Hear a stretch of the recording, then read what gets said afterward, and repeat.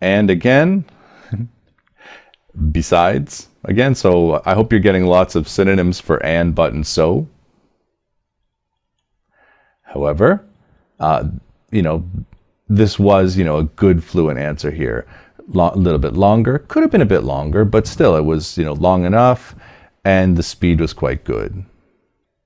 And for this one, we have and, you could say in addition. And then, this overall, a fluent, well-developed answer, much like the previous one.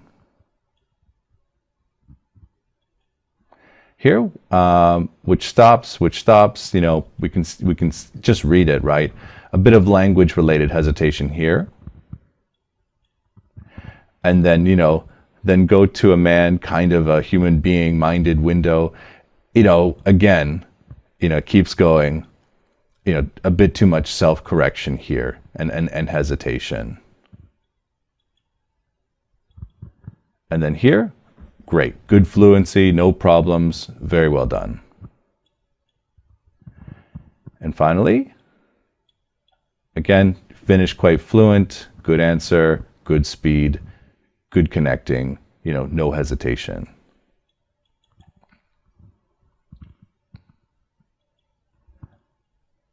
And then here, you've got, there was some very slight hesitation. I do want to point out when there is hesitation, because this one there was, but again, it seemed quite natural. So, like I said at the beginning, you don't have to be, have absolutely no hesitation. Sometimes when I'm speaking, almost like I did just there, you might need to hesitate to think of something. This one seemed quite natural. And then here, this one, if we look at the question, and what about air transport? Is it good for the environment? And then the speaker may be getting tired, but I've never thought about it. Probably yes. Well, why probably yes? So this is a big question that I get as an examiner. What if I get a question that I've never thought about? And I say, well, that's rare. Number one, IELTS always makes questions that are quite common, for everyday situations. But you might be a bit younger. It is often harder for like a high school student who hasn't, thought about or talked about these topics as much. But you still need to give an answer. And if you haven't thought about it, maybe say why you've never thought about it. Maybe you've never really flown on planes, right? It could be, just something that you've never thought about, but then have a think about it, okay? So it is important to say something, okay? Even if you don't have an answer, maybe explain why you don't have an answer or how you might check in the future. It's not okay to just say, oh, I've never thought about it, okay? So that's a really good tip I can give here. Okay, the overall score is a band 7, okay? And again, uses a range of connectives? Absolutely not. It was good that she used some like one and others and before.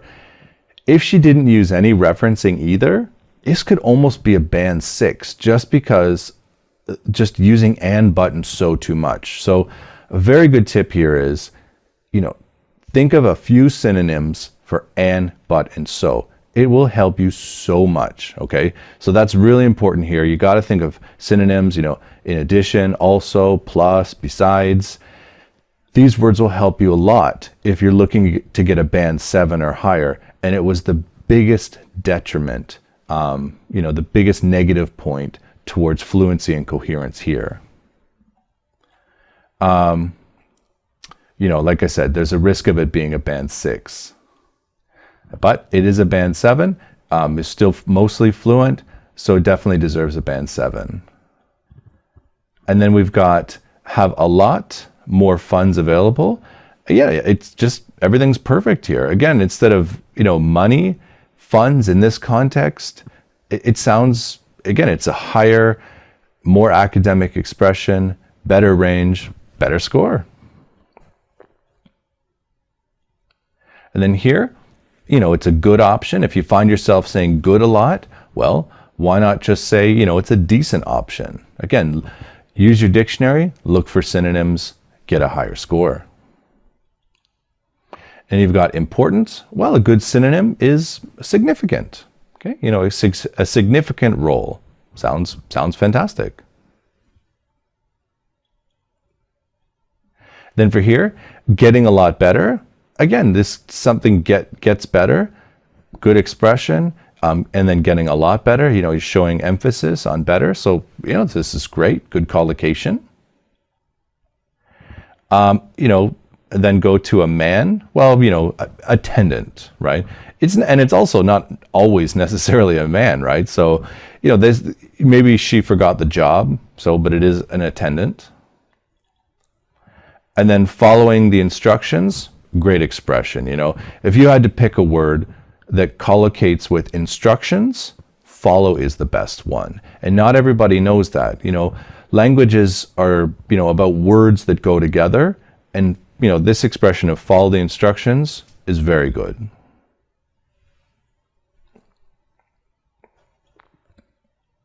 Okay. Moving on, we've got congestion, right? In this context, I think most obvious one is congestion. Again, it's just a less common word. Too many people, too many cars in one place. It's a great word. Efficient, again, not the the highest level word, but again, it's not efficient. It's better than saying it's not good, right? So kind of efficient, saving time, saving money. In this case, saving time or saving pollution. It's a great expression to put here. And then you've got carpooling. Not everyone knows what carpooling is. When groups of people take the same car to save on, basically pollution and, save gas, save money, right? So carpooling is something it's very popular and encouraged, especially like in North America where people travel long distances. There's carpooling apps. Just good to see this word here. Next, take turns. Okay, so again, take turns. We use this expression. It's a good phrasal verb when we're playing games. In this case, driving. So good expression here. And pick up their colleagues. Yeah, great. Pickup's always a strange phrasal verb. We always think pick up, but when you're using your car to get somebody, this is the correct expression. Good phrasal verb here. Next, we got reduce the number of. Very good. If we can reduce the number of, again, just good expression to show lower. It's a little bit longer, but perfectly used. And the overall score here, well, it is a band 7. It's not a band 8, right? A wide vocabulary resource. Again, there was lots of times when I could, show some synonyms. It was pretty close to an 8, but just not quite enough. This was about range, not just accuracy. So you need to have like more synonyms. That would improve the range, and then you'd still need to be accurate to get into a band 8. Okay, and then skillfully, again, just not quite skillfully enough to get a band 8. So this is definitely a band 7 overall. Down here, have a lot more funds available to do things. Again, just a lot more funds, and then available to, plus infinitive. This also was mentioned in the lexical resource, but it is grammatically perfect too, so it's worth mentioning here. And then you've got, there's a large population who, which is relative, who would prefer to have their own car. So again, this, who, the relative pronoun, who, would prefer, kind of speculating, absolutely perfect here. And then you've got definitely getting a lot better. Again, I really like the use of an adverb here to give it more emphasis, and the adverb is in the correct spot. So, that's great grammatical use. Even when we talk about, even when something, right? We talk about bus stops and signs. And then again, it's just two clauses, fluently connected, very well done. It's easier for, somebody or foreigners. And again, two infinitives. So this is not the hardest one, but again, it's adjective for, comparative adjective for somebody to infinitive. It's not the easiest expression. This is 7 or higher, so it's worth mentioning.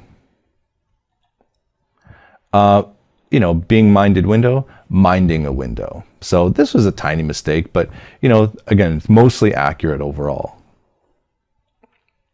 And something missing down here, well, so not much communication is required, okay? So there's a little passive, little mistake here, but again, not a big deal. And down here, people are, okay? For this one, people that are, again, it just should have a relative pronoun here. And then kind of either, you're showing two negative things, it's not ideal, and it's not efficient either. It's emphasizing that you're making a second point. It's a small thing, but it's well done. Then here, maybe for people who work at the same place, great. Relative pronoun, relative clause, very well done. And then can take turns, again, you've got like verbs here, right? You've got the phrasal verbs, take turns, to infinitive, very well done.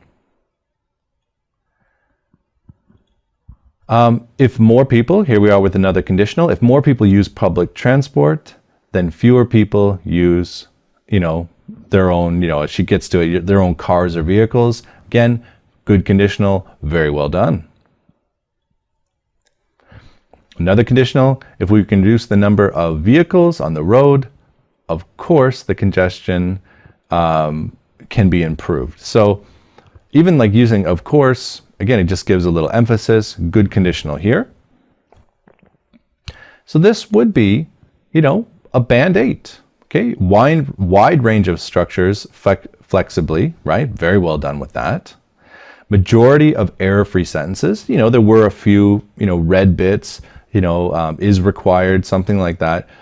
But again, majority. And again, sometimes people ask me specifically, well, how many is a majority? It's really hard. When we do our IELTS training, as an examiner, we ask the same question, well, how many? And it's kind of, it's not kind of, it is a bit subjective. But I really strongly feel like the range and the accuracy was mostly correct, the majority of error-free sentences. So this is 100% a band 8. It's not quite a band 9, okay? Full range of structures, there could be some more complex structures that are used. But again, you don't have to be quite perfect for a band 9. This wasn't a band 9, but it was definitely a band 8, okay? And developments in economy, I just wanted to point out that the stress of the developments, economy, she said them perfectly. Good stress in the word, very well done. And here we go again, has spent, okay? These two words were connected. Even though it's has spent, it's a z and a s, but when you say it quickly, has spent, the z sound often gets cut, right? It's not has spent. When people are speaking quicker, has spent. The z becomes a s, has spent. So very well done here. And a really important role, okay? Not very good linking here, okay? It just, again, it could be more about fluency, and linking that. But again, it wasn't very well linked here. So, this wasn't perfect throughout, but I think it's more about fluency here, but it does fall under a bit of pronunciation issue. Bus stops, again, 2 S sounds, bus stops. That's how it would sound if you slowed it down, because bus stops. There, good pronunciation, good to use contractions, very well done here.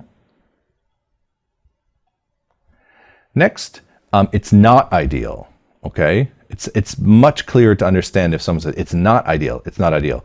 It's not ideal. So it's a small thing, but again, with negatives, they need to be stressed. And again, another negative, well stressed. Then here, colleagues, this is a hard word to say because of the spelling, but she said it perfectly. Colleagues. Just G at the end with the Z, colleagues. Says, many people say colleagues or something like that, but she said colleagues, perfect. Next, we've got, there was just a good pause here. I think more people use public transport than fewer people. Again, where there's commas, she paused very well. So that's also important. It's very common for people to get nervous. They think they need to speak quickly, and they don't pause. Pausing is such an important part of making people able to understand you more, and it really does help your pronunciation. Okay, for this one, it's a band 9 with only occasional lapses. No, they weren't occasional. They were tiny. It was more about fluency. The pronunciation was absolutely fantastic. So definitely this deserves a band 9 for pronunciation. It was hard to even tell that she was, a native, she was from China. If I didn't know, I wouldn't have been able to really pick out her accent. And my job as an English teacher, I'm pretty good at catching people's L1 pronunciation. So absolutely flawless. A very good pronunciation, very easy to understand. Now, when we look at the overall band score, this is quite interesting.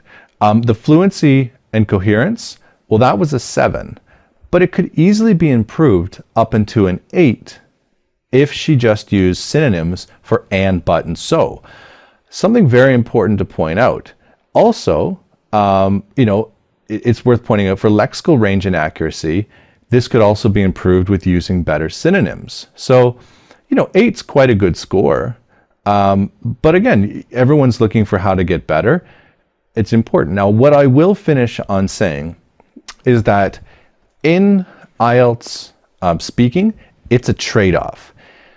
Fluency and coherence and pronunciation, they're kind of separated. But if you think about it, if you're trying to use more complex vocabulary, lexical resource, and you're trying to use more complex grammar, your speaking is going to slow down. So it's a bit of a balancing act. You're trying to speak fluently and quickly. Well, we speak fluently and quickly when we're using words that we're comfortable with, that come to our mind quickly. So that's when we are the most fluent. Once we start trying to think of more academic grammar or more complex grammatical structures, then we slow down. So I just want to make it really clear, when you're trying to improve your lexical range, you might be negatively affecting your fluency. Fluency is, the ability to speak quickly, get your ideas out, develop them well. So you need to practice that, keep practicing. You need to keep practicing that. Lexical range, well, that's a little bit more studying, right? You're looking for synonym. So that's what makes the speaking test so tricky. It's that balancing act between fluency and using good vocabulary, good grammar. For example, this speaker, if she had used, more complex words for or she was trying to think of, in addition, she might have slowed down. It might have, affected her pronunciation. So it's just something to think about, how the different sections kind of, they affect each other, because they really do. Anyways, good luck on your next IELTS speaking test.